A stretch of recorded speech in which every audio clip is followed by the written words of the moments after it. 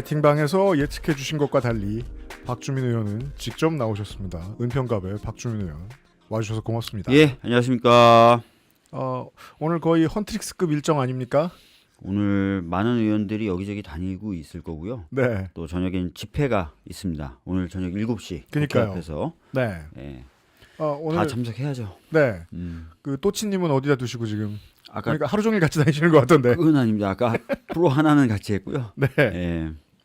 12월 3일 밤 얘기 좀 해 주십시오. 10시 20 몇 분쯤에 뭐 하고 계셨어요? 그날은 저희 지역에 이제 굉장히 중요한 지역 현안 사업에 대한 주민 설명회를 제가 했어요. 저녁에. 네. 저희 지역 시의원님 그리고 구의원님들과 함께 그 설명회를 마치고 굉장히 성공적이었습니다. 많은 분들이 오셨고 그 사업에 대해서 굉장히 불안감을 가지셨던 분들도 잘 설명이 돼가지고 기분 좋은 날이에요. 예, 만족하고 돌아가셔서 네. 저희들은 와, 이 행사 잘 됐다라고 해가지고 저녁을 치킨하고 맥주 한 잔씩 딱 먹고 집에 들어가니까 10시 조금 넘었던 것 같기도 해요.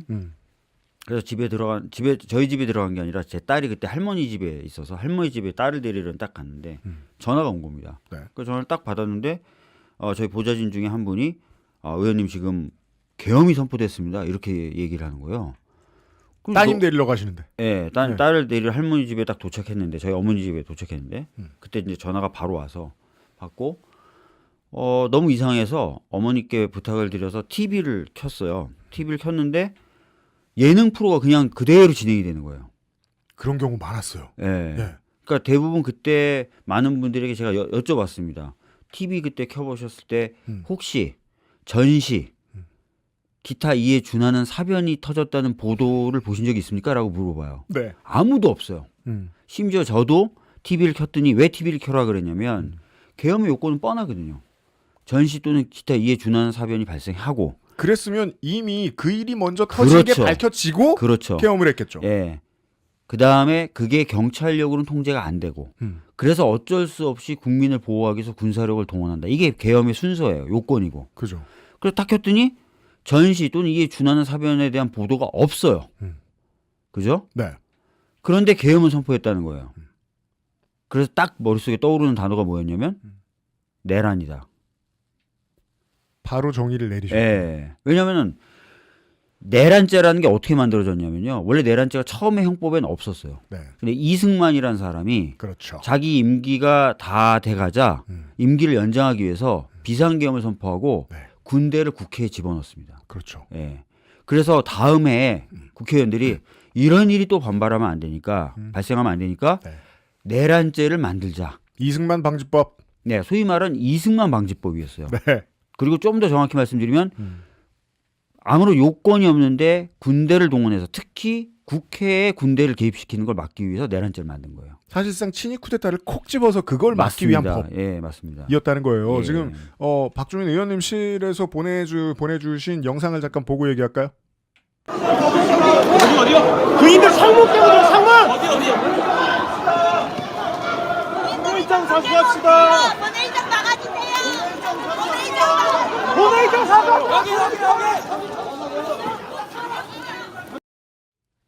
이젠 보면 시간을 알겠네요. 12시 40분 경이네요. 네. 그래서 저는 이게 계엄이 아니라 이건 내란이다라는 판단이 들어서 네. 이제 의원실 쪽에 연락을 해서 차를 타고 바로 이제 국회로 향했습니다. 국회로 향하는 가운데 제가 아까 말씀드렸지만 저희 집에 간 게 아니라 저희 어머님 집에 갔기 때문에 제 짝꿍한테 전화를 해서 네. 딸을 데리고 집에 있지 마라. 딴 데 있어라. 아. 어머님 댁도 위험하다. 아. 그렇게 얘기했어요.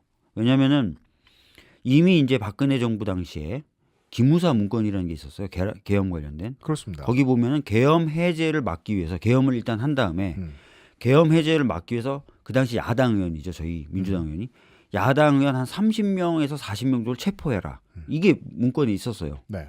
그러면 저도 이게 내란이고 내란적 성격의 계엄을 분명히 우리 국회의원들이 해제하려고 할 텐데 그거를 막기 위해서 아마 개별 국회의원들에 대한 체포에 들어갈 것이다. 그래서 제가 짝꿍한테 전화를 해서 들어가지 마라. 체포하러 집에도 올 수 있는 거잖아요. 그리고 저는 짝꿍한테 뭐라 그러냐면 아마 난 집에 못 돌아올 수도 있다. 도 말씀하셨어요. 예, 그렇게 얘기했어요. 근데 사실 그때 굉장히 겁이 났어요. 겁이 왜 안 나요? 예, 죽을 각오를 하고 가는 거거든요. 왜냐하면 체포할 것이다. 또 체포가 그냥 얌전하게 당하는 게 아니겠죠. 모든 이제 법과 헌법을 무시하는 세력들이고 군사력까지 동원했는데 그래서 이제 그런 마음으로 국회에 갔고 국회에 가면서는 제가 먼저 국회의장님께 전화를 드렸습니다. 이건 내란입니다. 빨리 국회로 와주셔야 될 것 같습니다. 라고 전화 통화를 했고 김용민 의원이 그 당시 원내수석이어서 네. 원내수석한테 전화해서 의원들이 본회의장으로 모여야 될 것 같다. 이거 내란이다. 이렇게 얘기를 했습니다. 그리고 나서 국회에 거의 다 와갔을 때는 보좌진들한테 전화를 했어요. 보좌진들은 중에 상당수는 국회 주변에 살았거든요. 그런 분들 많죠. 네, 그래서 국회 사정을 더 잘 알 테니까 음. 출입이 가능하냐. 네. 근데 출입은 가능한데 불안정하다는 거예요.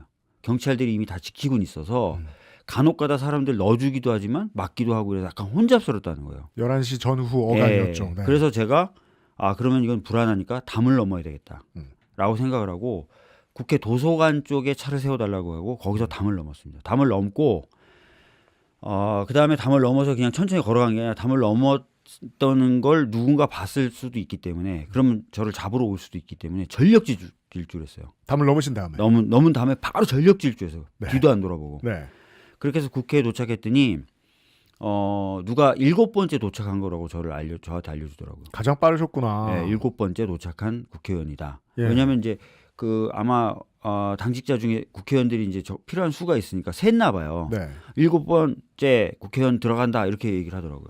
아, 예. 그죠. 뭐 양쪽 모두 그걸 셀 필요가 있으니까. 네, 예. 그래서 그래서 7번째 도착을 했고 들어가는 와중에 기자들도 이 상황이 뭔 상황인지 잘 모르는 거예요. 맞아요. 젊은 기자분들이. 네. 네. 그래서 저한테 마이크를 들이댄 거예요. 누군가가. 이 상황을 어떻게 보십니까? 그래서 제가 뭐라고 대답하냐면 내란입니다. 이렇게 얘기를 해요. 그런데 이제 나중에 보면 그 보수적인 커뮤니티에서 네. 누가 내란이라고 먼저 말을 했는가 찾기가 시작된 거예요. 다음 날부터요. 네, 왜냐하면 내란몰이 뭐 이렇게 그쪽은 프레임이니까 네. 막 찾아가 보니까 가장 빨리 내란이란 말을 한 보도 음. 의원으로 보도된 게 저였어요. 그래서 박주민이 내란이란 말 제일 먼저 했다. 이렇게 된 거죠. 이런 자랑은 필수입니다. 뭐 이제까지 자랑 안 하고 뭐 하셨어요? 저희 지금 뵙고 처음 듣는데 그 얘기를. 네. 그리고 들어가서는 저희 보좌진을 만나서 딱 그 부탁을 더 했어요. 계엄 선포의 요건을 정리해줘. 나한테 보내줘. 그 지시라고 저는 본회의장 쪽으로 가죠. 본회의장 쪽에 갔을 때는 의원들이 많이 오지 않은 상황이었고 의원들이 1명, 2명씩 들어오는데 굉장히 어려움을 겪으면서 들어왔다는 얘기들을 하는 거예요. 담을 넘었다느니 그렇죠. 넘다가 다쳤다느니 뭐 네.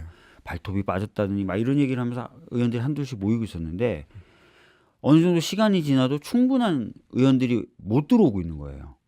그때 제가 딱 봤을 때 한동훈 당시 국민의힘 당대표가 몇몇 의원들과 함께 본회의장 앞쪽에서 네. 누군가에게 전화 통화를 하고 있는 거예요. 빨리 와라. 여기 당대표가 있고 이 계엄을 해제해야 되니까 빨리 와라라고 하는데 전화 통화의 상대방이 그것을 거절하고 있었습니다.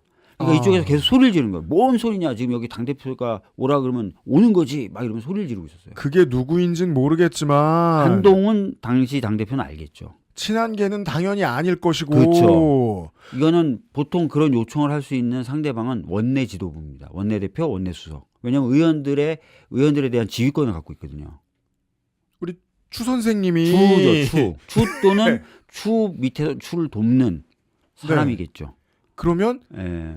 추경호 당시 원내대표가 사람들을 당사로 몰았다가 본회의장으로 몰았다가 본회의장 왔다 갔다. 앞에 있는 예결위장으로 모았다가 예결위장으로 왔다 모았다가 갔다. 그걸 하고 있는 한동안 네. 한동훈 당대표는 그 속셈을 확인하지 못하고 있던 거예요. 그렇죠. 예. 예. 일단 그 직전에 한동훈 당대표가 당신을 죽이려는 사람들이 있다라는 전화를 받았다는 게 지금은 알려져 있는데 네. 그걸 받고 긴장 타서 들어온 다음부터는 맞아요. 일단 나를 빨리- 살리려면은 빨리 해제해야 되니까. 술을 모아야 되니까 예. 그리고 했는데 원내대표 예하 무슨 대화를 나눴고 무슨 작전을 짰는지는 모르는 상태. 그래서 아. 뭐라 그러는데 안 와서 화를 내고 티격태격하고 있는 상황이었는데 아까도 말씀드렸지만 그 당시까지만 해도 의원들의 숫자가 우리 당, 국민의힘 의원 다 합쳐도 안 됐어요. 빨리 안 해제 찼어요. 표결이. 예. 네.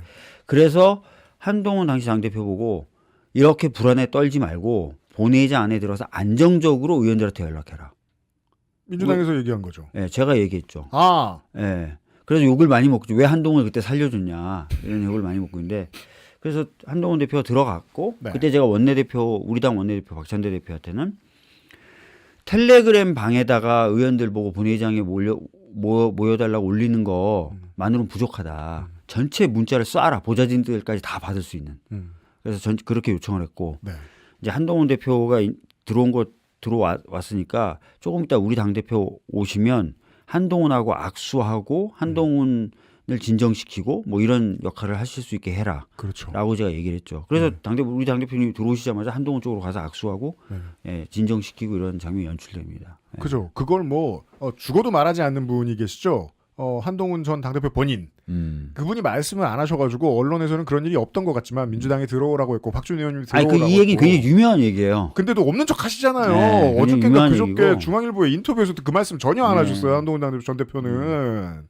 그렇지만 민주당이 최대한 유화로 했던 이유는 거기 가서도 평소처럼 계속해서 싸우면 그 당시에 친 한동훈계 뭐 20명 안 되는 의원들이 들어와가지고 대적 190명을 채운 다음에 반대표가 있으면 그림이 나쁘잖아요. 아니 그것뿐만 아니라 예. 제가 그 당시에 한동훈 대표 보고 들어오라고 했던 그 당시에는 우리 의원들도 들어오기 어려운 상황이었어요. 계속 150이 안 된 상황이니까. 150이 안 됐다니까 70몇 명 이렇게밖에 안 됐었다니까. 그러면 그 18명이든 다 소중한 거예요. 아니 어느 당이든 계엄을 해제하려고 했던 의원들은 한 표 한 표 다 소중한 상황이었어요. 190은 결과적인 거고.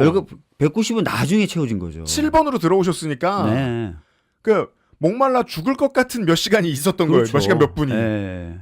그 와중에. 그래서 이제 국민의힘 의원들도 들어와서 표결을 하게 해라. 숫자가 지금 안 되니까. 예. 그 얘기를 한 거죠. 그리고 원내대표 보고도 문자를 더 뿌려라. 네. 왜냐하면 그래야 의원들 텔레그램 방에만 남긴다고 해서 의원들이 이걸 다 보는 건 아니거든요. 그러니까 의원들과 당직자 전원한테 나가는 문자를 한라인 쫙쫙 같은 뿌려라. 거. 예. 원래 국회 사람들은 세상에서 문자를 제일 잘 뿌리는 사람들이니까. 네. 그렇게 얘기한 거예요. 그러니까 네. 다시 말씀드리지만 제가 한동훈 대표 보고 본회의장 안으로 들어가라고 했던 때는 150표가 안 됐을 때였어요. 한 표 한 표를 어떻게든 긁어 모아야 되는 상황이었어요. 그러면 진짜 귀한 존재가 되죠. 아, 그럼요. 예. 근데 뭐 한동훈 대표야 뭐 자기가 살기 위해서 그랬든 어찌 됐든 그 당시에는 그래도 뭐 다른 의원들 특히 국민의힘 의원들 뭐 들어와서 해제 표결을 하라고 했었으니까요. 근데 뭐 최종적으로 몇 표밖에 안 됐을 거예요. 국민의힘 쪽이. 18표, 19표 18표밖에 안 정도 됐을 거예요. 였어요. 예. 맞아요. 그런 네. 상황이었고 네. 그 다음에 이제 어느 정도 의결 정족수가 차서 이제 자리에 앉으라고 해서 자리에 다 앉았죠. 그리고 문을 걸어 잠갔어요. 본회의장. 맞아요. 물론 그 문이라고 해봤자 나무 문이에요. 그래서 나중에 군인들이 증언했던 것처럼 거기다 발포를 했었으면 발포 명령을 받았다는 거예요. 총을 쏴서라도 끌어내라. 나무 문이기 때문에 그냥 뚫리죠, 당연히. 보통 나무문을 부술 때 샷건이 제격입니다. 네. 여러 곳을 부수면 네. 가운데는 한꺼번에 뻥 하고 사라지니까. 하여튼 뭐 중무장을 하고 왔었고 네. 탄약도 사실은 다 갖고 들어온 거잖아요. 예. 휴대를 안 하고 차에 자기네 타고 왔던 차에 놔둬서 그렇지. 네. 그래서 그런 상황에서 문이라도 일단 걸어 잠그고 저희들은 본회의장 안에 있었고 그래서 이제 의장 보고 이거 빨리 표결을 해달라라고 했어요. 물론 해제 표결이 성사된다 하더라도 군인들이 물러날 거라고 저희들은 생각하지 않았어요. 한시에 아무도 그 확신 없었어요. 좀 없었어요. 좋아하긴 했지만 또 계엄하면 진짜 어떻게 알아? 맞습니다. 아예 안 물러나죠 뭐. 어차피 그냥 깔아 뭉개려고 군대까지 보냈는데. 예. 그래서 그렇지만 역사적으로 해제 표결이 이루어졌다라는 기록을 남기고 이 상황을 국회가 그래도 책무를 다해서 정리하려고 했다. 이걸 보여줄 필요는 있는 거라서 네. 해제 표결은 하고 끌려가자. 이게 그 당시 의원들의 생각과 느낌, 감정 상태였어요. 댓글창에서 누가 물어보시는데요. 그 의장님한테 욕을 하신 분은 많다는데 자기가 했다고 하시는 분은 없다. 제 의장한테 욕을 해서 의장님이 저한테 화를 내고 했어요. 오! 왜냐면 빨리 하게 해주세요 했더니 자수한 분 처음 나. 기다려보라고. 왜 그러냐는 얘기를 나중에 들어봤더니 네. 저 국회에서 결의하는 게 크게 보면 예산안 같은 게 있고요. 네. 법률안이 있고요. 그 다음에 일종의 그냥 국회의 의사표시인 결의안이 있는 거예요. 그렇습니다. 예. 그런데 법률안 같은 경우는 대통령에게 거부권이 주어져요. 그걸 우리가 지난 정권 계속 내내 봤죠. 봤잖아요. 그러면 계엄 해제에 관련된 표결은 법률안 같은 안건을 처리한 것으로 분류가 되느냐? 국회의 독자적인 의사표시인 결의안 같은 걸 처리한 것으로 분류가 되느냐? 이게 굉장히 중요했던 문제인 거예요. 아, 만약에 법률안적 성격으로 분류되면 저희가 해제 표결해도 나 거부. 계엄 해제에 대한 법률안을 그러니까 통과시켰다고 땅땅땅 하면 바로 거부. 네. 그래서 결의안. 그렇죠. 그것도 고민했어야 되는 거예요. 그 짧은 시간에. 그 짧은 시간에 고민했어야 되는 거예요. 아, 그 결의안인 효과, 이유가 지금 요건 그리고 아무도 계엄 해제 표결해본 경험이 없어요. 네. 그러니까 이건 어떤 식으로 안건을 만들고 올리고 표결하고 표결하는 경우에 효력은 어떻게 되고 이거를 검토할 시간이 필요했었다라고 얘기를 하시더라고요. 나중에. 근데 하여튼 저희는 손바닥에 땀이 줄줄 나고 그죠. 문자나 뭐 카톡이나 텔레그램으로 시시각각 바깥의 상황이 전달돼 들어오는 거예요. 저도 타임라인으로 맞춰보니까 그렇더라고요. 본회의장에 왜 저 구경 오신 분들 앉아 계신 저 위층 자리 있잖아요. 거기에 군인이 들어갔었거든요. 근데 그게 1시 이전이에요. 네, 맞아요. 기록을 뒤져보면. 맞아요. 그러면 이미 중무장을 한 군인이 흑복을 입은 대테러복을 입은 군인이 왔다는 걸 의원들이 본 거예요. 그러면 의장님한테 욕이 나오죠. 그게 그 상황이었다는 거잖아요. 아니 그리고 실제로 사진이 계속 올라온다니까요. 바깥에 있는 보좌진들이 사진 보내주죠. 어디까지 뚫렸는지. 네, 유치원 깨고 들어왔습니다. 뭐 지금 뭐 소화기를 뿌려서 군인들을 막고 있습니다. 이런 영상과 사진을 계속 보여주고 있어요. 보내줘요. 그리고 헬기 지나가는 거, 맞아요. 헬기 오는 거, 네. 장갑차 들어오는 거. 그런데 저희 안에서 곧 죽을 수도 있다고 생각하는 사람들이 네. 서두르죠, 당연히. 표결하고 죽으려고 저희들은 생각하고 있었던 사람들인데. 제가 12시 50분 이제 1시 직전쯤 됐을 때 네. 707이 창을 깼잖아요. 맞습니다. 예, 그 라이브를 보고 제가 그때 공포가 극한에 올라갔던 게 이런 얘기가 쓸모 있는 날은 오늘밖에 없습니다. 저는 군에 있을 때 그 장비를 하고 다니는 사람들의 장교 기록을 정리하는 사람이었습니다. 특전사령부에 있었습니다.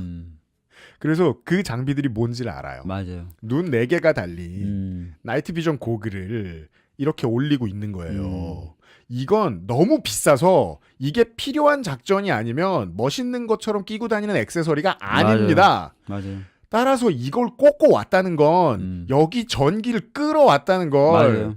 중대장 대대장이 안다는 거예요. 아니 실제로 그래서 나중에 CCTV 영상이 공개됐지만 국회의 일부 층에 전원을 차단했었어요. 그랬잖아요. 네, 차단했었어요. 그러니까 바깥에 노출돼 있는 유일한 맞습니다. 전원을 차단했었잖아요. 네, 맞아요. 네. 그래서 그걸 보고 그래 이거 하려고 들어갔던 사람들인 거야. 실제로 제가 나중에 이제 인터뷰했던 한 분은 바로 그 부대에 예전에 속해 있었던 직업군인 출신의 시민이 있었어요. 거긴 인터뷰했던 다 사람. 직업군입니다. 네. 한명 조금 빼면. 그래서 중사로 전역한 분인데 네. 그분이 뭐라고 얘기하시냐면 자기도 국회에 그날 갔었다는 거예요. 근데 무장한 걸 보고 나 여기 있으면 죽겠다 싶어서 겁이 나서 도망쳤대요. 이탈했다. 예. 예. 시민이 예. 계엄이다 그래서 간 거야. 시민으로서 갔어요. 갔어. 근데 무장을 한 걸 보고 야 여기 있으면 다 죽겠구나 해서 자기는 무서워서 도망쳤다는 거예요. 사실 그러니까 저도 그런 거였거든요. 예. 그런데 그게 너무 후회되고 미안하다라고 하면서 저희 쪽에 막 얘기를 해주신 분이 한 분 계셨어요. 그러니까 장교들이 상장 받으면 저한테 들고 오는 일을 했었어요. 저는 그러면 이제 그거 기록 한 줄 더 써주고 이런 일을 했었는데 그러면서 자기들 훈련 얘기도 해주고 센 척 많이 해요. 근데 지척에 그런 부대들이 있는데 제일 무서운 얘기를 해줬던 사람은 저한테 여군 중대장이었거든요. 사람을 7초 안에 죽이는 기술 훈련에 대해서 얘기를 해줘요. 실제로 그런 훈련을 직업적으로 받으신 분들이고 그게 특전부사관들이 키가 작은 이유잖아요. 맞아요. 그래서 그런 분들이 이제 실질적으로 들어왔던 거고, 그래서 그런 공포를 느꼈던 건데, 네. 최근에 보면 마치 그런 일이 없었던 것처럼 그러니까요. 얘기하는 사람들이 있는 걸 보고 제가 요즘에 다시 또 분노에 차서 있죠. 이게 이제 뭐 의원님들은 정치권은 좀 나중에 나서도 되는데 우리가 지금 추가적으로 종합특검이 필요하다고 하는 이유는 지금 밝힌 게 너무 부족해서이기도 하잖아요. 네. 근데 그 종합특검을 더 넘어가도 여전히 대통령이 나치 이야기를 꺼낸 건 부역자는 너무 광범위하게 많기 때문이고 저희가 아까 의원님 오시기 전에 나눴던 대화 중에는 연합뉴스 TV 같은 곳에서 그 계엄령을 듣자마자 모든 패널을 다 보수로 교체했다라는 이야기가 나왔어요. 실제로 아까 처음 해주셨던 얘기 이걸 내란으로 규정하는지에 대해서 언론사 회의에 가서 이게 아니다라고 주장한 국장급들이 정말 많고 그런 방송사나 그런 재래 언론이 되게 많다는 걸 저는 들어서 알고 있거든요. 네. 부역자는 방범위하다니까요. 이런 지금- 사람들이 이제 알아봐야 돼요. 더. 지금 법원에서 영장이 줄줄이 기각되고 있죠. 오늘까지. 예, 오늘까지. 제가 아까 잠깐 다른 그 채널에 나가서 말씀을 좀 드렸었는데 네. 법원에서 자주 쓰는 표현이 있어요. 뭡니까? 사안의 중대성. 사안의 중대성을 고려했을 때 예, 왜냐하면 도주 우려라든지 증거인멸의 우려라는 걸 객관적으로 측정하기는 어렵잖아요. 수치적으로 너 3, 너 4 이렇게 어렵잖아요. 근데 보통 어떻게 판단하냐면 사안이 중대해요. 그럼 중형이 예상이 되잖아요. 네. 중형이 예상되면 사람들은 도주 우려가 커지죠. 그렇죠. 증거를 인멸하고 싶은 마음이 커지죠. 그래서 사안이 중대하기 때문에 도주 우려가 있다 이런 식으로 항상 판단하면서 영장이 발부됐었어요. 판사의 사안의 중대라는 말은 예, 중형이 예상됨으로의 함의도 있다. 그렇죠. 아니 왜냐면 사안이 중대해야 중형이 나오는 거니까. 그렇죠. 그런 사람은 도망갈 수 있으니까. 예, 그리고 그런 사람은 증거인멸의 욕구를 더 많이 느끼겠죠. 그렇죠. 예, 자, 이 내란은 뭐 어떤 죄입니까? 사형 사형 무기입니다. 가장 사안이 중대한 거예요. 게다가 주요 임무 종사자가 될 그렇죠. 겁니다. 그런데 최근에 영장이 기각될 때 보면 사안이 중대하기에라는 법원이 그렇게 자주 써먹는 표현이 없어요. 아, 그래서 얘가 무슨 증거인멸할 우려가 있어. 얘가 무슨 도주할 우려가 있어. 법리적으로 다퉈볼 게 있어. 불구속 이렇게 나오는 거예요. 네. 근데 전에 수십 년간 또 제가 변호사 일한 10년간 보면 항상 사안이 중대하기에 도주 우려가 있고 이렇게 해서 줄줄이 구속시켰던 사건들이 얼마나 많습니까? 근데 왜 이 사건에서는 사안의 중대성이 빠졌냐? 제가 보기에 법원은 이 사건을 내란으로 보지 않거나 그게 그렇게 아니면 중대한 사건이 아니라고 보거나. 네. 예. 그게 아니면 내란에 본인들도 관여되어 있는데 그렇죠. 이 뭐 사람들의 그렇게 볼 영장을 수도 있겠죠. 받아주면 나를 수사할 수 있다는 가능성을 영장 판사로서 혹은 법원으로서 우리가 인정해버린 격이 되니까 그럴 수도 있어요. 네, 그게 이제 가장 과격하게 이제 평론가들이 말씀하시는 선인 조희대 대법원장은 자신과 법원의 고유한 권한을 가지고 정치적으로 자신들에게 향하는 수사를 가로막고 있다. 그 증거가 영장 기각이다라는 게 완성되는 거예요. 맞아요. 그럼 이건 정치 싸움이에요. 법원이 아니라. 맞아요. 그 말씀이죠? 네. 그러면- 이미 그런 식으로 판단을 한 지가 꽤 됐고 네. 최근에 보면 국민의힘 의원들에 대해서 예상보다 훨씬 더 적은 형으로 패스트 트랙 사건 네. 형을 선고해 주잖아요. 네. 이거는 과거 제가 봤던 경험이 있는 모습의 데자뷰예요. 뭐요? 양승태 대법원장의 사법농단 사건 때 그렇죠. 본인들이 살기 위해서 개혁의 네. 대상이 되는 걸 피하기 위해서 또는 처벌받는 걸 피하기 위해서 네. 그 당시 국민의힘 의원들하고 쫙 달라붙었던 그걸 제가 목도한 적이 있습니다. 제대로 처벌받은 사람이 거의 없습니다. 판사들. 예. 법원행정처 포함해서. 그렇습니다. 그뿐만 아니라 국민의힘 의원들을 통해서 법원에 대한 개혁 시도를 계속 무력화시켜왔죠. 맞아요. 오히려. 아, 예. 그때 건진 목숨이 지금의 DNA가 되는군요. 그러니까 그때 이미 개혁의 대상이 됐을 때 이걸 어떻게 돌파하는지 예. 경험을 통해서 학습했을 가능성이 있어요. 정확한 네. 개혁의 대상이 되었을 때 개혁 안 당하고 버텨본 경험이 있다. 경험이 있다. 법원은 승리의 경험이 있다. 예. 양승태 대법원장 시절에는 투 트랙이었어요. 하나는 국민의힘과 손잡는다. 예. 또 하나는 판례를 조금씩 바꿔요. 음. 직권남용에 대한 판례를 조금씩 바꿔서 네. 결국은 양승태 대법원 전 대법원장이 대법원에 사건이 올라갔을 때 무죄 판결을 받죠. 그죠. 예. 그러니까 법리를 하나 바꿔주고 음. 정치적으로는 개혁을 하려는 주체의 상대방과 손을 잡는. 그 재판 거래를 했잖아요. 예. 박근혜 정부하고. 예. 그때 뭐죠 KTX 승무원들 포함해서 많은 맞습니다. 분들이 억울하게 당하셨어요. 재판 쌍차, 쌍용전사 노동자분들 네. 많죠. 재판 거래를 했던 중요한 이유는 법원이 원하는 조직 개편을 맞아요. 대통령으로부터 얻어내기 위한 얻어내려고 한 거니까 거죠. 정치 거래를 사법권을 가지고 했고 그 일로 인해서 억울한 사람들을 양산해내는 범죄를 저질렀고 그게 다 밝혀졌는데 자 결론 이겼다고요. 안 졌어요. 맞아요. 다 무죄 나왔고 법원 개혁 관련된 제도 개선은 하나도 이루어진 게 없었어요 그때. 이러면 그때 배우는 가장 중요한 지식은 무엇이냐? 버텨서 또 이겨야 된다. 사법을 가지고 계속해서 정치를 해야 된다. 네. 나를 비호해줄 정치 세력은 내가 손잡아서 비호해주고 나한테 돌아올 수 있는 칼날은 사실 재판이잖아요. 재판은 법리를 변경해서 무력화시킨다. 제가 이제 언론개혁 얘기했는데 그건 이제 시민단체나 재력 그 뉴미디어들이 훨씬 더 열심히 해야 되는 거고 사법부와의 다툼은 이제 내년에 가장 중요한 화두가 될 것 같아요.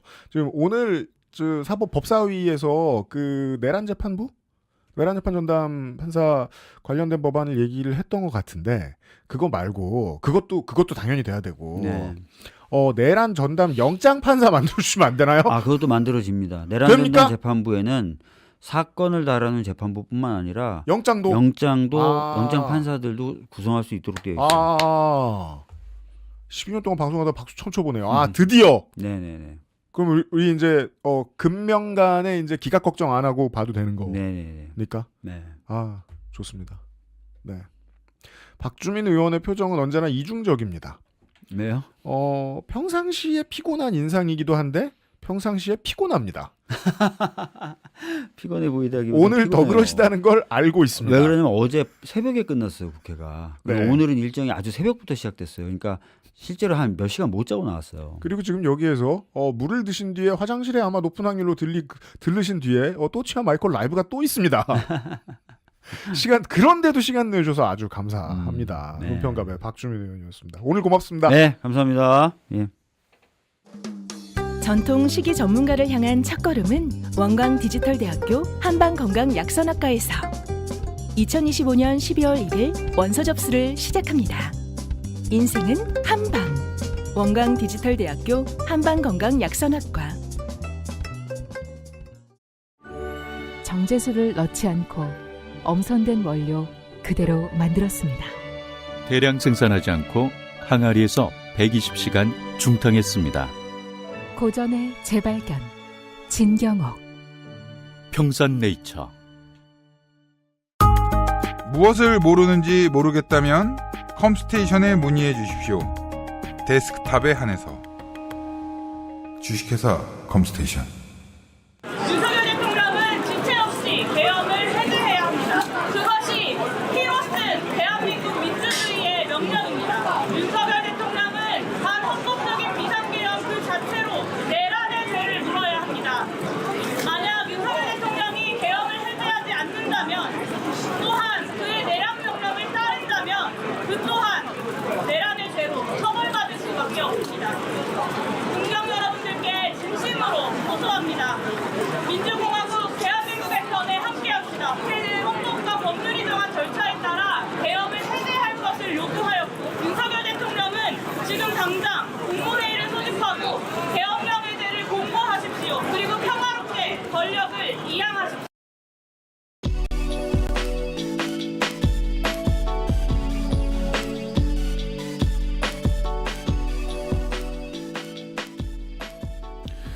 지금 이 순간으로 말할 것 같으면 대한민국 국민들 중에 쿠데타를 겪어보지 못한 시민은 2025년생밖에 없습니다. 하지만 그전까지는 80년 이후생들은 직접 겪지 못한 사람들로 분류됐었죠. 그런 밀레니얼 정치인들 중에 제가 아는 한 야외에서의 전투력이 가장 높은 곳으로 검증된 분, 비례대표인데 사무실은 안산에 있는 영혜인 의원이 돌아왔습니다. 어서 오십시오. 네, 안녕하세요. 반갑습니다. 네, 그날 밤의 이야기를 우리가 나누고 있었습니다. 12월 3일 날 저녁 때 뭐 하셨습니까?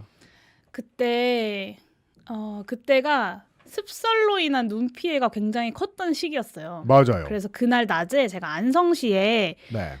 눈 때문에 무너진 축사랑 인삼밭을 보러 좀 현장을 다녀와서 네. 이제 서울에 도착해서 보좌진들과 헤어지고 이제 그날 마침 저희 친정 엄마가 와서 애를 봐주고 계셔가지고 그런 집에 날이 들어갔죠. 흔치 않은가 봐요. 네, 이제 평일에는 어떻게든 저랑 남편이랑 둘이 하는데 그날따라 유난히 친정 엄마가 와 계셨어요. 그래서 본인의 비율은 한 20% 이하 아닐까요? 아닙니다. 나름대로 50%를 하기 위해 열심히 노력하고 있습니다. 아, 친정엄마 카드가 쓰일 수 있는 날이었어요. 네, 그래서 이제 집에 와서 친정 엄마를 보내고 이제 씻으려고 하고 있었는데 이제 그 친정 엄마를 보내러 배웅하러 나갔는데 계엄 선포 뉴스를 본 거예요. 방금 엄마랑 이렇게 손 흔들고 빠빠이 했는데. 카드 다 썼는데. 네, 그래서 또 올라와서 네. 다시 엄마한테 전화를 해서 합리적입니다. 엄마 다시 돌아와야 될 것 같아라고 말씀드렸죠. 그래서 엄마 오시는 동안 급하게 막 짐을 쌌어요. 짐을 싸가지고 짐이라 하시면 보자마자 들었던 생각이 하루 이틀짜리 일이 아니다라고 네, 생각하셨다. 국회로 가야 된다. 그래서 네. 한 큰 배낭, 저희 남편이 이제 어디 출장 갈 때 들고 다니는 배낭이 있어요. 거기다가 이제 여러 속옷과 옷가지 같은 걸 좀 챙겨가지고 그리고 또 제 짐만 챙기는 게 아니라 이제 아들내미 짐도 챙겨야 되거든요. 그래서 네. 친정 엄마랑 같이 이제 아기를 보내려면 그죠. 옷가지를 또 싸야 되니까 짐을 막 챙겨가지고 아이를 친정 엄마 차에 태워 보내고 저는 이제 저희 남편이 태워다 줘가지고 국회로 갔던 날이었습니다. 아기는요 하루만 다녀도 아기보다 훨씬 큰 짐이 따라다녀야 되잖아요. 맞아요.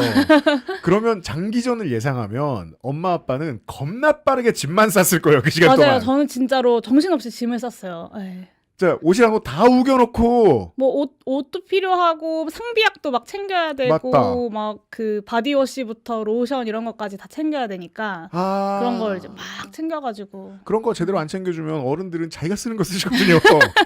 근데 뭐 그래도 상관은 없는데 애 머리 냄새 이상해져 있고. 그래도 네. 챙겨 보내드리면 엄마가 또 편하시니까 열심히 챙겼죠. 그러니까 전투임을 파악하셨고 여기 댓글창에 나와 있는데 내란으로의 규정이 가장 빨랐던 정치인들 중에 한 분이시고 제가 10시 35분 지나서 정확하게 몇 분인지 모르겠는데 네. 국회로 향하면서 윤석열을 탄핵해야 된다라고 쓰면서 거기에 이제 국회로 모여달라라고 했었거든요. 그게 10시 30분 때. 10시 반 좀 지나서 한 10시 40분? 45분? 이 정도 사이였을 거예요. 그러면 그래서 비상계엄을 선포합니다 이후 한 10몇 분 뒤에요. 네, 그때 이제 짐 막 싸고 글 딱 올리고 그 사이에 짐 싸고 글도 글 길지 않아요. 그냥 네. 진짜 윤석열을 탄핵해야 됩니다. 네. 나라를 되찾아옵시다. 국회로 모여주십시오. 이렇게 올렸던 거여가지고 한 5문장 이렇게. 네. 그래서 짐 싸고 글 올리고 이제 차로 향했죠. 네. 출발하셨던 지역이 어디였죠? 저는 그때 영등포에 있었어요. 영등포에서 그럼 11시 전에 도착하셨을 거예요. 저는 그래서 담을 넘지 않았어요. 문 열려 있을 때 들어가셨어요. 네. 거의 한 10에서 30번대 사이시겠는데. 맞아요. 진짜 빨리 도착했고 입결 수준? 네. 굉장히 이게 계엄이 딱 터지는 순간 저는 그러니까 이게 어떤 의미인지 역사적으로 너무 잘 배웠잖아요, 우리가. 공부하면 압니다. 그래가지고 네.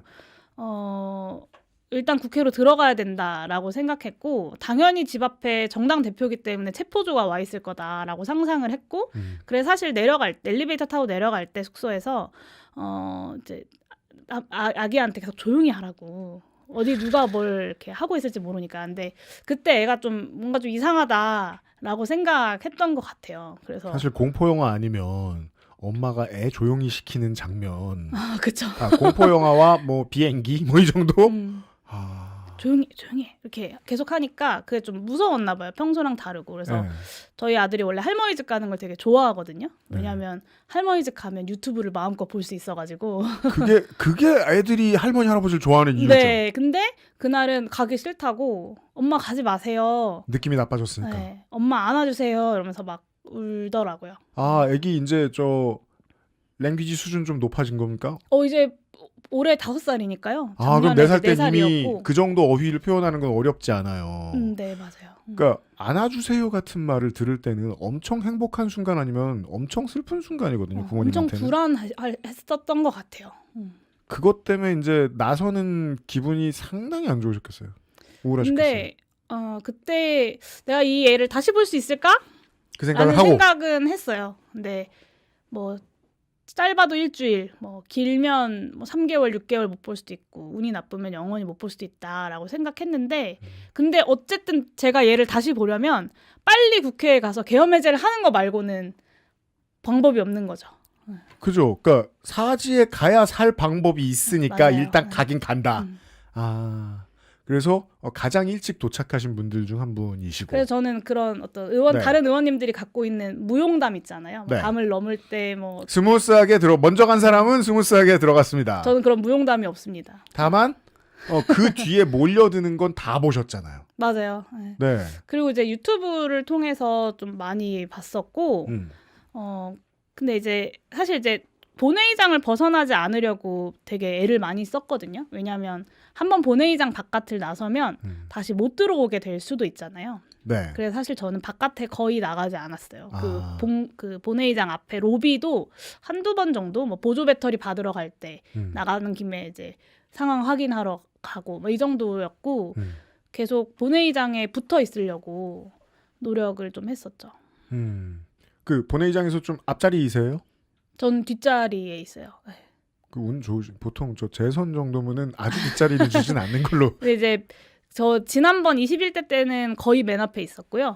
그 초선 때는 네, 그렇고. 그리고 22대 때는 비교섭단체 의원들 중에는 재선 3선이 거의 없습니다.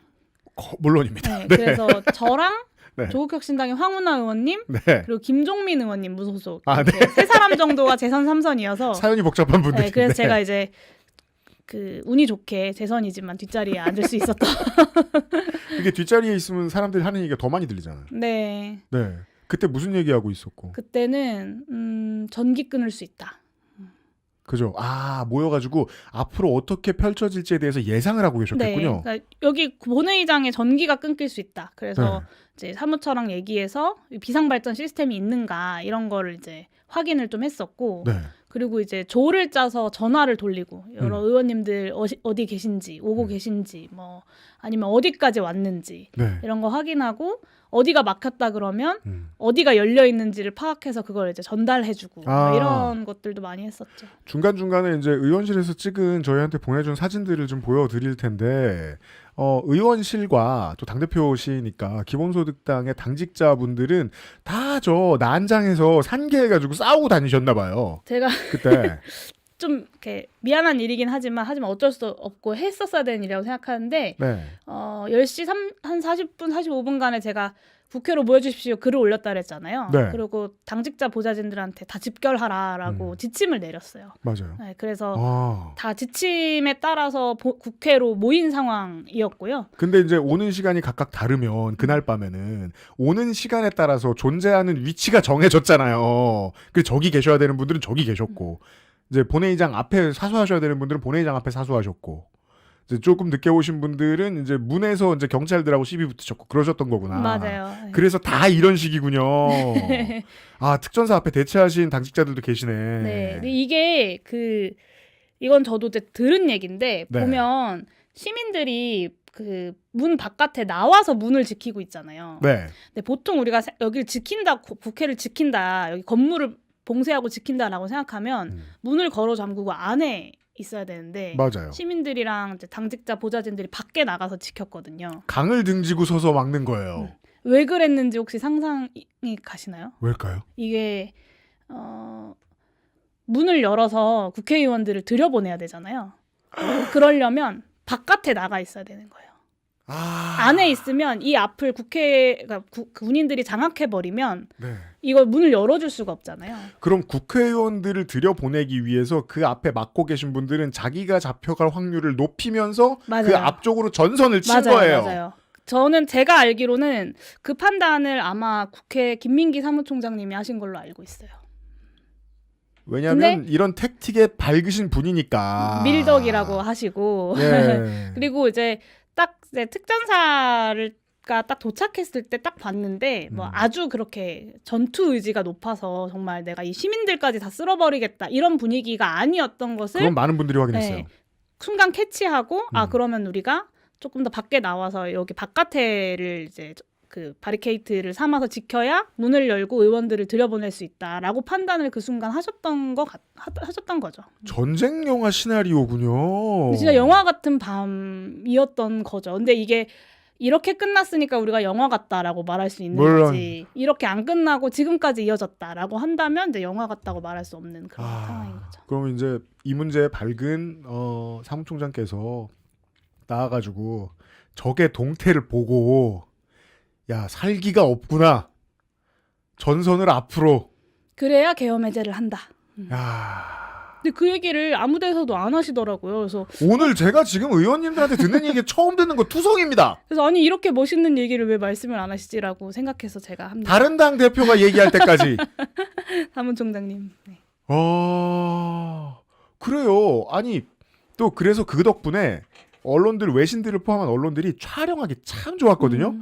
개활지에서 시비가 붙으니까 왜 저기에 전선을 쳤는지에 대해서 얘기한 적이 한 번도 없네요. 사실은 보통은 그냥 국회 안에서 문 걸어 잠그고 지킨다고 생각하죠. 그래서 예. 보면 국회 후문이나 이런 데는 다 안에서 문 걸어 잠그고 집기류 쌓아가지고 바리케이트를 쳤거든요. 보통 집회할 때 그렇게 해요. 정문만 그러지 않았어요. 맞아요. 근데 형세를 보니까 우리가 유리할 수도 있을 것 같아서 그렇다면 의원 한 명이라도 더 받자. 나가서 막는 사람들의 희생은 얼마 없을 가능성이 크다까지 생각하신 거예요. 그 바쁜 와중에 사무총장님이. 야 기본소득당에 밥 한번 사셔야 되겠습니다. 이 자랑을 지금 여기서 처음 하셨다고. 너무 멋있는 에피소드인데. 예. 본인 멋있는 에피소드나 좀 아까 박주민 의원처럼. 아 그런 얘기 하고 가셨어요? 안 그러셨겠습니까? 네. 저는 본인 얘기 좀. 네. 넘어올 때 네. 무용담 없이 그냥 와가지고. 그렇죠. 스무스하게 들어오셨고. 그래서 사실 좀 네. 민망한 게 있고요. 네. 본회의장 네. 계속 지키셨고. 네. 근데 이제 그 당시에 이제 빠르게 당원들한테, 그러니까 저희 당직자들 보좌진들한테 지침을 내리고, 이건 멋있는 얘기는 아니고 좀 네. 지금 생각하면 좀 웃긴 얘기지만 저희 남편이 저한테 들어가라고, 국회에 들어가라고 이렇게 해주면서 저를 내려주면서 잡아가면 그냥 잡혀가라고 하더라고요. 그러니까 잡아가는 건데 계엄군이 들어올 거다라고 저희는 당연히 이제 상정을 하고 네. 계엄군이 본회의장에 밀고 들어오면 다 잡아가거나 뭐 총을 쏘면서 들어오면 어쩔 수 없는 거고. 남편분도 시민운동 같이 하신 적이 있으십니까? 네, 운동하다 만났어요. 네. 그래서 그러니까 운동을 하던 남자와 여자들은 이제 싸움이 어떻게 흘러가는지를 좀 아니까 상황이 심각해 보이면 저항하지 마라. 잡아가면 잡혀가라고 이제 얘기를 했고, 근데 저는 그래서 이제 안에서는 잡아가면 잡혀가면 돼요. 네. 잡혀가면 그 뒤에 일은 그 뒤에 일인데 사실 제가 가장 걱정했던 건 제가 도착했을 때 제가 경찰이 이제 요만큼을 열어줘가지고 담을 넘지 않고 국회 안으로 들어가긴 했지만 네. 국회를 봉쇄 중이긴 했거든요. 맞아요. 그러니까 의원들만 들여보내주고 출입증이 있는 당직자들이나 보좌진들도 들여보내주지 않던 시간이었어요. 네. 11시 딱 정각 전후일 거예요.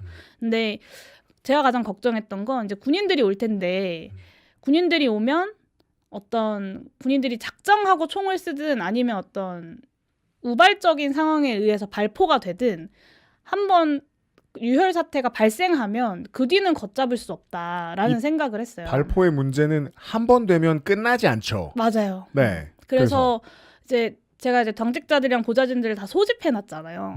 그래서 사실 저는 이 사람들이 더 걱정이 됐어요. 내가 몹쓸 짓 했나? 네, 사실 내가 이 사람들을 사지로 모는 지침을 내린 거죠. 왜냐면 국회 안보다 저는 바깥에 담벼락이 더 위험하다고 판단을 했으니까. 그러니까 오랜 시간 직함이 당대표셨기 때문에 뭐 내부의 분위기는 어떤지 몰라도 이런 비상 상황에서는 최종 결정을 해야 되는 분은 용해인 당대표란 말이에요. 그럼 나는 이 순간에 수많은 당직자들의 운명을 결정하는 사람이 됐고 결정을 했는데 발포가 되면 내가 제일 늦게 죽겠네. 그렇죠. 그리고 저는 잡혀가서 그 다음에 뭐 고문을 당하든 아니면 그 노상원 수첩에 나오는 것처럼 연평도 꽃게밥이 버려지든. 되든 그건 그 다음 일이지만 이 사람들은 여기서 어떤 일이 벌어질지 모르는 상황인 거죠. 그게 제일 걱정됐다. 네. 그 자제분 다시 만나셨을 때 어떠셨어요? 생각보다 빨리 개인적으로. 만났어요. 언제요? 그 주 주말에 만났으니까 그러니까 네. 7월이 아니라 12월 7일에 저희가 첫 번째 탄핵 소추안 표결을 했잖아요. 맞아요. 그때까지 다 저 국회 지키고 계셨어요. 맞아요. 네. 그래서 저는 국회에 계속 있었고 그 탄핵안 표결이 이제 투표 불성립이 되고 그리고 다음 날 일요일이었던 걸로 제가 기억하는데 일요일에 이제 남편이 가서 아기를 데리고 와가지고 그때부터 이제 남편이랑 같이 어린이집 등하원을 하며 일상을 보냈죠. 국회 앞으로. 그러니까 국회에 와서 그때 국회 열려 있을 때니까. 아, 그죠. 국회 네. 안으로 들어갈 수 있지, 맞다. 네. 국회의원 남편이니까. 아니요 그때 계엄 해제된 상황이었기 일상이니까. 때문에. 네. 그러면 아들이랑, 그러니까 자녀랑 같이 와가지고 그러니까 그 순간을 설명해 주세요. 좀 다시 만났을 그 때. 순간보다는 네. 나중에 이제 탄핵 소추를 의결하고 이제 집에 갔잖아요. 네. 오랜만에 집에 가서 이제 아들을 재우는데 침대에 누워가지고 저희 아들이 엄마 근데 저는 사실 다 잊어버렸을 거라고 생각했는데 엄마 근데 그날 왜 나를 할머니 집에 보냈어? 이렇게 물어보더라고요. 아직 의문이 안 풀린 거예요. 네, 그날의 그 공기와 분위기가 이상했던 것이 의문이 안 풀린 거예요. 말씀하신 것처럼. 엄마는 지금부터 쿠데타를 가르쳐줘야 되는 거예요. 그래서 근데 쿠데타는 너무 어려운 개념이니까 네. 이렇게 사람들을 잡아가서 가두려고 하고 못 살게 구려고 하는 나쁜 악당이 있어서 엄마가 그 악당을 물리치러 급하게 가야 돼서 할머니 집에 간 거야. 그래서 그렇게 얘기했더니 저희 아들이 딱 물어보더라고요. 그래서 그 악당은 물리쳤어? 라고. 근데 그때 하여간 애들은 부담 주긴 그때 이제 탄핵 소추안이 가결은 됐지만 아직도 오늘도 못 물리치고 기각됐구만. 네. 탄핵이 최종적으로 인용되려면 또 한참 시간이 걸리잖아요. 그렇죠. 그래서 아직 완전히 물리친 거는 아니어서 엄마가 계속 바빠 미안해 이렇게 얘기했었죠. 그러면 이제 우리 국민들이 가지고 있는 아직도 응어리가 풀어지지 않은 그 기분이 아드님에게도 논리와는 좀 였지 동일한 형태로 계속되는 거예요. 그날 나쁜 일이 있었던 것 같은데 되게 오랫동안 안 끝나네. 맞아요. 엄마가 명확한 답을 주지 않네. 지금도 물어봐요. 엄마가 주말에 어디를 간다거나 바쁘거나 하면 엄마 또 악당 물리치러 가? 이렇게 물어봐요. 왜냐하면 온 국민들이 실제로 그 질문을 하고 싶거든요. 오늘은 악당 물리쳤어? 오늘은 악당 물리쳤어? 그러니까 거기에 대한 답을 저는 이재명 대통령이 어느 정도 어저께 한 거라고 생각해요. 나치 숙청하듯이 하면 악당을 죽을 때까지 물리쳐야 돼요. 그렇지 않으면 또 나타날 테니까. 야, 안 됐습니다. 그거 설명 계속 못 하실 텐데. 언젠간 저희 아들도 저를 이해할 날이 오겠죠. 근명가는 아니에요. 그렇죠. 예. 그러니까 우리 시민들이 내란으로부터의 완전한 자유를 느낄 날도 먼데. 네. 모쪼록 다른 데서 아무도 안 물어보아서 말씀 안 하시긴 했지만 다른 데서 한 번도 말씀 안 하신 얘기 들려주셔서 감사드리고. 네. 네. 민주당은 빚이 좀 생겼다. 뭐 기본소득당에. 빚이라기보다는 네. 같이 그날은 싸웠던 동료들이시니까요. 그리고 진짜 국회 방옥과 직원들이 진짜 열심히 그날 싸웠거든요. 네. TV에서 많이 봤어요. 네. 방옥과 국회 사무처 직원들, 그러니까 그날 이제 보좌진들과 의원들의 어떤 노력에 대해서 많은 분들이 말씀해 주시는데 사실 국회 사무처 직원들과 특히 방옥과 직원들에 대해서는 좀 많이 덜 언급이 되다 보니 이렇게 좀 감사한 마음이 큰데 이걸 꼭 말로 굳이 찝어서 해야겠다라는 생각을 좀 했습니다. 국회 방옥과 직원들에게도 감사 인사드리면서 용해인 의원 어려운 타이밍에 시간 내주셔서 감사드리고 얼른 여의도로 넘어가시고 나중에 현안으로 또 만나 뵙죠. 오늘 수고 많으셨습니다. 네, 감사합니다. 내장 그래픽을 갖춘 안정적인 CPU, GPU의 가장 적절한 메인보드. 하드디스크만 써본 분들은 상상조차 하기 힘든 속도의 M.2 SSD, 기능성과 디자인을 모두 충족하는 케이스까지 이달의 PC로 빠르게 구매하실 수 있습니다. 010-8279-5568 원하시는 다른 어떤 사양도 대처할 수 있는 컴스테이션에 문의하셔도 좋습니다. 주식회사 컴스테이션. 약이 되는 음식, 음식이 되는 치유. 원광디지털대학교 한방건강약선학과에서 한방식이요법 약선조리, 전통 치유의 원리를 배워보세요. 건강을 연구하는 가장 따뜻한 방법. 원광 디지털대학교 한방건강약선학과. 다른 제품과 원료를 비교해 보세요. 다른 제품과 다려낸 방식을 비교해 보세요. 진짜가 만든 진짜. 고전의 재발견. 진경옥. 평산네이처.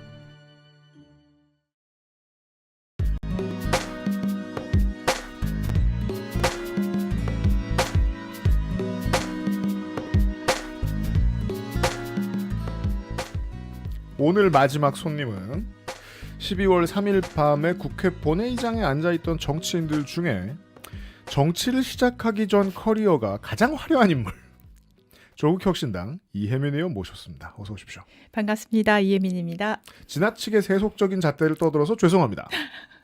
그렇지만 범인들은 네.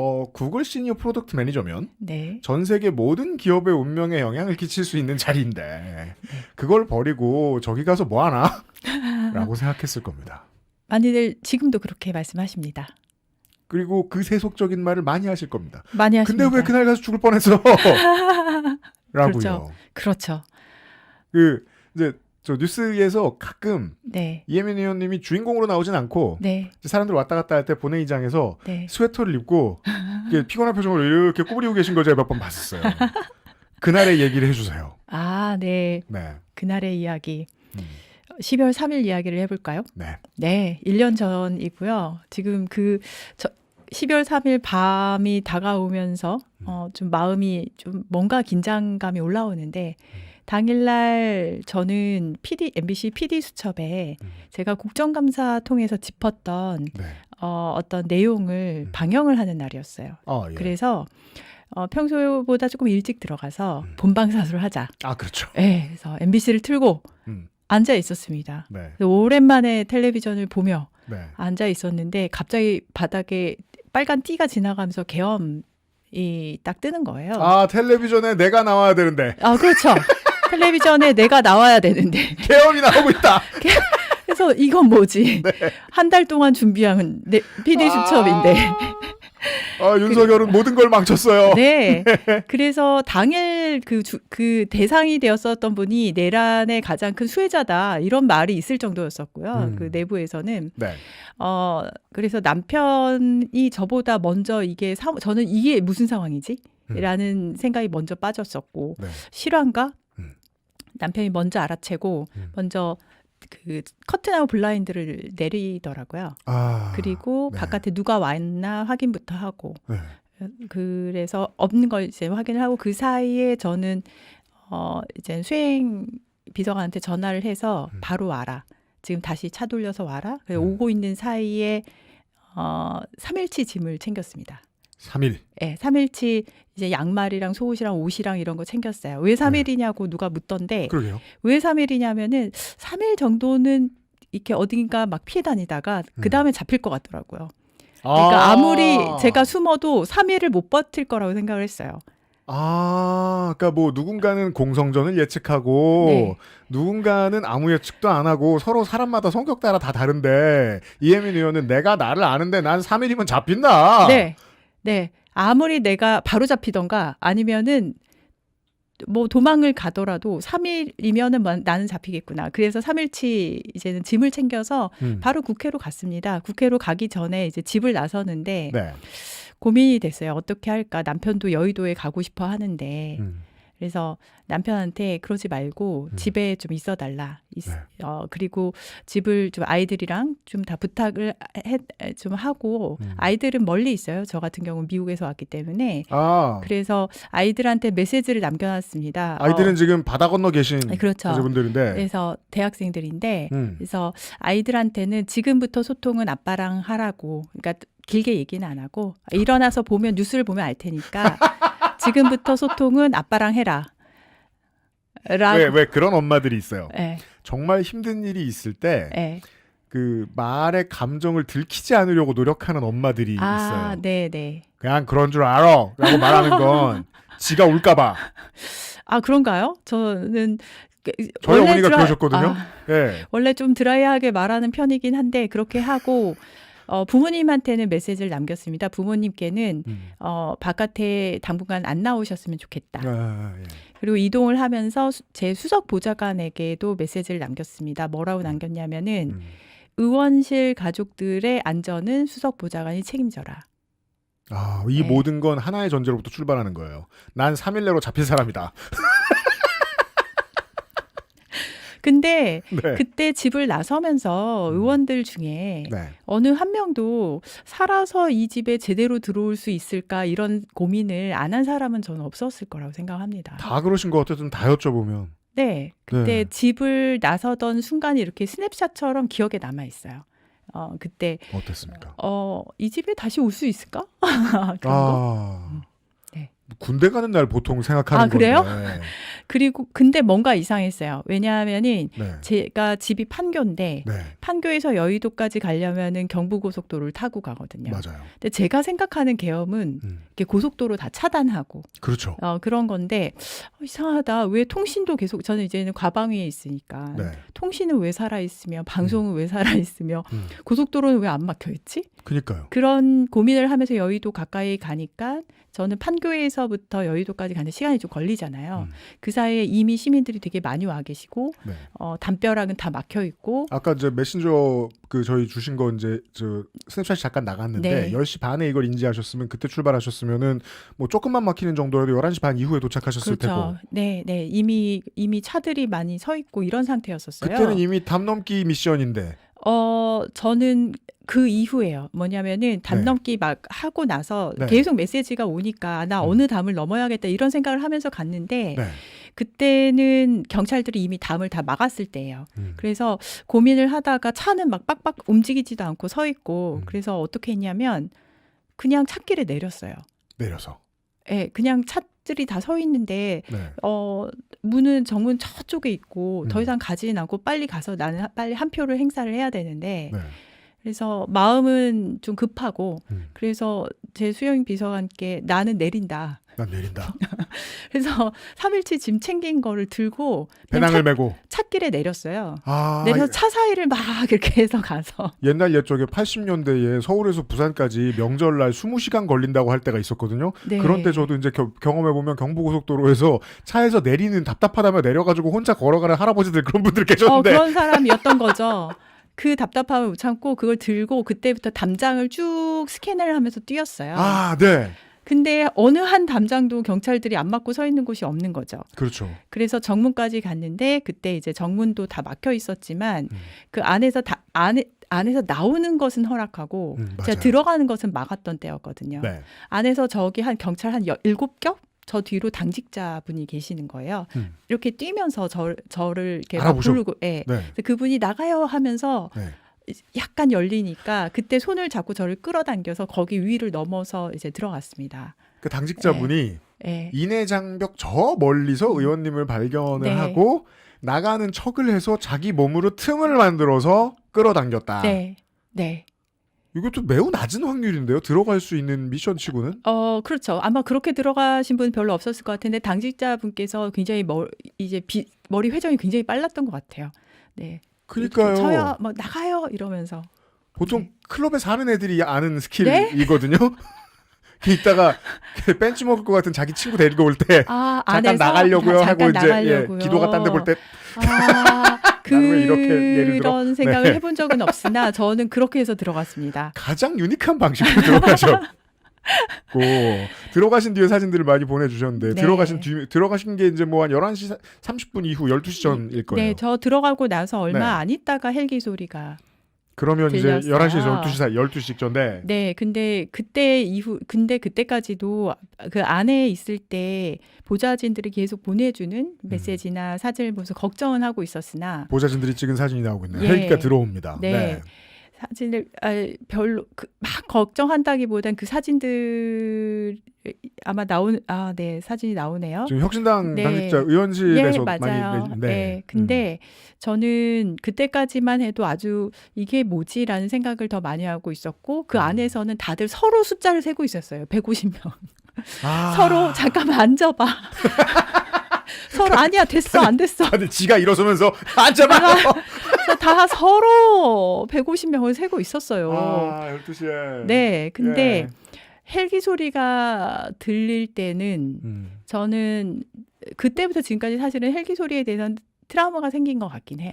네. 헬기 소리가 주는 중압감이. 그 다음에 이제 계엄군이 들이닥쳤을 때 그들이 이렇게 이게 야간 투시경 나이트 비전 고글. 네. 네.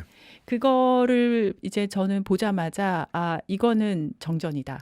그죠. 예, 이건 정전이다 해서 예. 사무처에도 알리고 그리고 되게 많은 분들한테 그 여하튼 저는 스위치 사수해서 정전 안 되게 해달라고 그 이야기하고 그러니까 김민기 총장과 그 주변 사람들에게 예. 저 사람들 부끄러운 것 같아. 네, 정전이면 우리는 어디로 숨지? 뭐 이런 생각을 하면서 뭐 숨어봤자 저거 쓰고 있으면 다 잡혀 나갈 텐데 그러니까요. 그 생각도 하고 150명이 그때까지 다 찬지를 제가 모르고 있었기 때문에 무슨 생각을 했냐면 아 저들이 다 들어오면은 이렇게 하겠다. 150명 정도 지켜지면 되고 의장님이 있어야 되잖아요. 그렇죠. 의결을 150명 의결을 해야 되니까 네. 그래서 펭귄처럼 모여야겠다. 아, 아니 이걸 지금 들으면 웃음이 나지만 그 자리에서 저는 되게 심각했어요.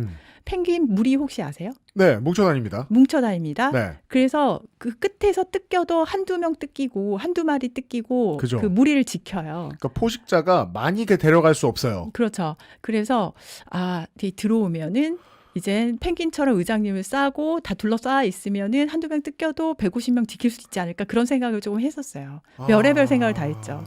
그리고 어디로 가면 살 수 있을까 어디로 숨을까 하다가 야간 투시경을 보는 순간 그냥 다 포기해야겠다. 아, 저랑 그 똑같이 생각- 생각하셨구나. 저도 가장 무서운 순간이 그 네. 야간 투시경을 볼 때였거든요. 네. 그건 너무 비싸서 진짜 비싸요?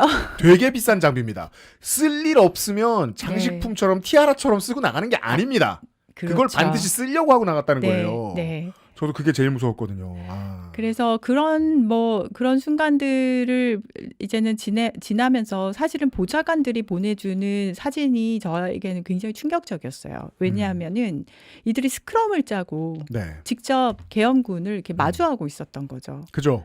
팔짱 끼고 있었죠. 네. 네. 제 보좌진들도 저는 분명히 수석 보좌관한테 의원실 가족들의 안전은 수석 보좌관이 책임져라 했는데 본인이 그 사람이 가서 이러고 본인 있는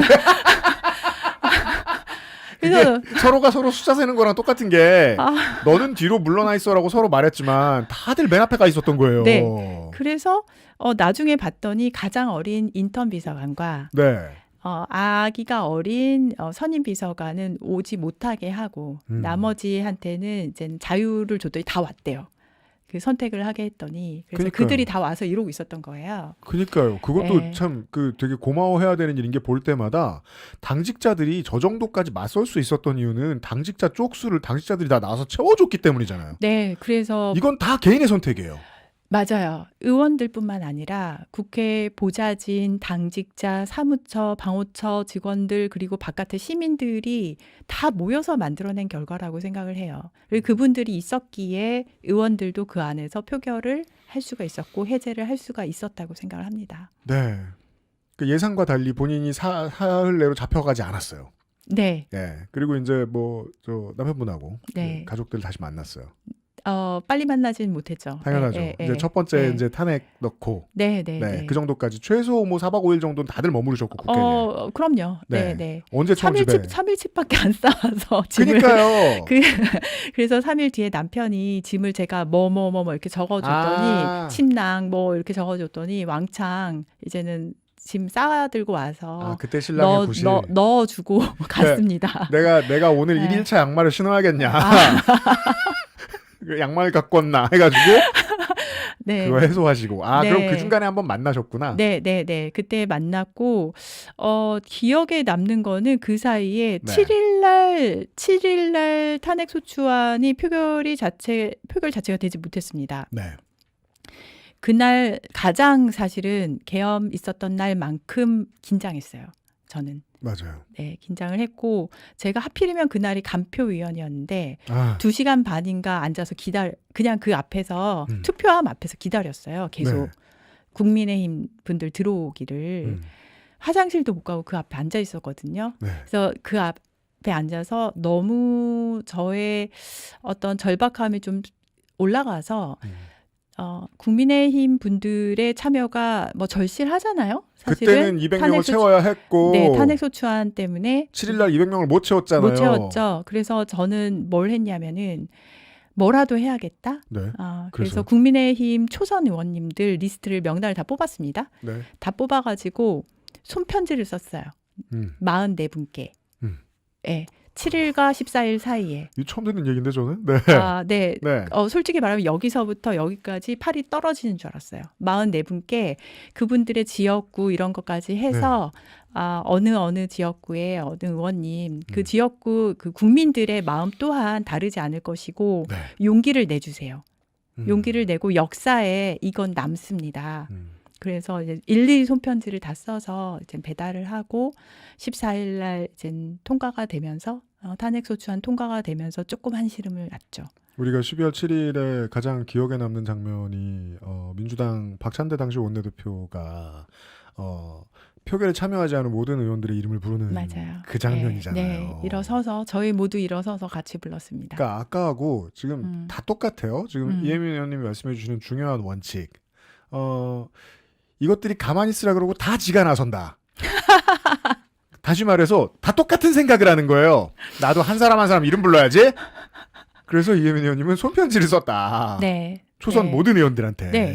네. 와. 아마 이거는 뭐 제가 어디다 자랑을 하고 다니진 않아가지고. 왜냐하면 그게 네. 결과로 돌아올 수도 있는 게 네. 그 중에는 한 분이라도 나중에 뛰어들어온 네, 김상욱 의원이 있어요. 그렇죠. 초선 맞아요. 의원이잖아요. 맞아요. 그때 국민의힘에 네, 있던. 네. 심지어 계엄 해제 날에는 김상욱 의원이 사실상 한동훈 당대표를 모시고 올라가는 장면이 나옵니다. 네. 실제로 그랬던 사람이에요. 그 사람이 개심하는데 어떤 이유들이 쌓여 있었을 거 아니에요. 그 중에는 이혜민 의원님의 개심은 네. 이제 당적 변경. 네. 이혜민 의원님의 역할도 있는 거예요. 그렇다면 감사하고. 근데 저는 그 한 표가 너무 중요했어요. 그 44분 중에 네. 한 표만 움직여도 되겠다. 그 생각을 했죠. 그거를 사실 결심을 언제 했냐면 그 간표위원 하면서 그 앉아서 기다리면서 했었습니다. 그리하여 닷컴 업계 세계 최고의 인재가 세상 아날로그한 방식으로 그렇죠. 가장 아날로그 디지털이 1도 들어가 있으면 안 된다. 그렇죠. 네. 사실 그 절박함을 좀 담고 싶었습니다. 근데 저보다 국민분들이 더 절박하지 않았나 싶어요. 네. 그게 다르지 않았을 거예요. 그러니까 말입니다. 네. 그러니까 12월 7일 날 그렇게 이제 내부에서 탄식이 튀어나오고 실망하고 뭐 욕설이 나오고 싸움이 붙고 이러던 그때 시민들이 여의도 앞을 막아놓고 있었잖아요. 그렇죠. 네. 그러니까 이거 LED 들고서. 네. 저는 그 딸이 제일 아끼는 응원봉, 그러니까 본인이 그 덕후질하는 그거 만지면 안 될 텐데요. 그거 만지면 안 되잖아요. 그래서 이제 메시지를 물어봤어요. 엄마 이거 들고 나가도 돼? 그랬더니 흔쾌히 들고 나가라고. 네. 그게 뭐냐면 B2B 혹시 아세요? 네. B2B의 나팔봉. 그거 버전 따로 있는데 전 그건 모르지만. 네. 두 번째 버전 오리지널 버전. 그걸 들고 한 번 떨어뜨렸거든요.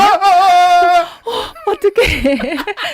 내가 이 마음을 담아야 되는데. 근데 중간에 나갔을 때 같은 응원봉을 든 사람들끼리 막 초콜릿 나눠주고 난리도 아닌 거예요. 이산가족처럼 굴더라고요. 저 다 처음 뵙는 분들인데. 네. 나팔봉. 저도 12월 14일에 네. 이거 키움히어로즈 첫 번째 응원봉이거든요. 그렇죠. 나온 지 얼마 안 됐어요. 네. 이거 들고 나갔는데 웬 네. 젊은 분이 아는 척을 하시길래 젊은 사람 시사 프로 안 보는데 뭐야 이랬더니 이걸 딱 보여주시는 거예요. 그렇죠. 그래서 누구 선수 화이팅 이러고 지나가는데 너무 반가워하더라고요. 저는 초콜릿 되게 많이 받았어요. 그 멜로디가 그 팬클럽 이름인데 거기에 그 응원봉은 나팔봉. 그러면 이제 본의 아니게 엄마는 그러니까 모든 B2B 덕들을 다 만나고 지금 박유준 PD가 얻어온 이게 지금 에이티즈 봉인데 그러니까 이걸 들고 나가면 나를 아는 척 해주는 사람은 그 덕들인 거예요. 그렇죠. 민주시민이자 그 응원봉 그 광장에서 제가 만난 화면에 나팔봉 네. 나가고 있습니다. 아, 되게 이쁘네 이거. 예뻐요. 이걸 떨어뜨리셨다고요? 네. 기스가 좀 나서 어찌나 미안하던지. 야, 그럼 사흘이 네. 아니라 이틀 만에 접수당하셨겠는데요? 야.